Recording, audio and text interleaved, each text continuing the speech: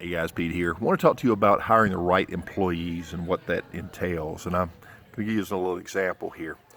Back in the old days, we always hired based on skills, right? We'd steal somebody that's already experienced from the competition and they could come in and start working right away.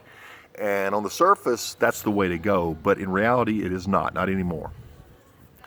We have discovered that it's through proper branding of your organization and identifying your core values as an organization and what to accentuate and what is your why, what is your story. And when we go deep on that, we come up with a national type feel brand that is communicating very strong and clear values to a very targeted audience. This is your customer avatar that you want.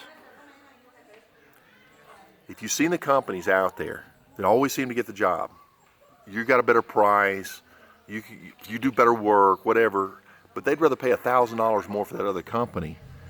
It's because they value something more than money. And we got to get this, guys. It's not just about the money.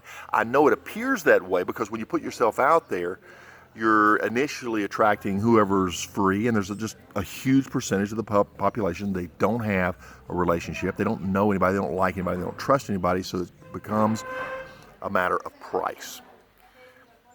But there's more to this. So I was watching a television show, and it really articulated this well, and I want to share this with you.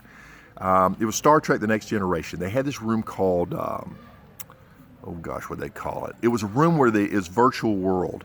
And you can go in and you play out these roles. And holodeck, they call it the holodeck. And so one of the characters was a robot type. He was trying to figure out humanity. So he's playing the role of Sherlock Holmes in this virtual world. And he's trying to figure out what the bad guy is going to do. Well, the bad guy knows he knows something. And so the character, Data, he realizes, well, if he knows I know, he's going to do the opposite.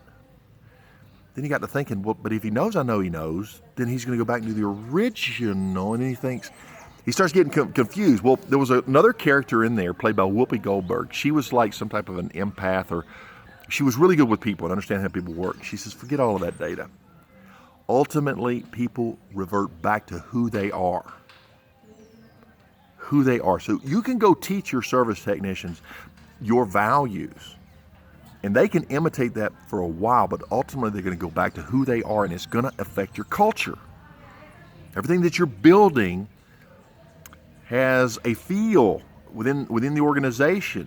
This is who makes your vision happen. Your vision statement is for your employees, for your staff, for your team. Your mission statement are for those that you're serving.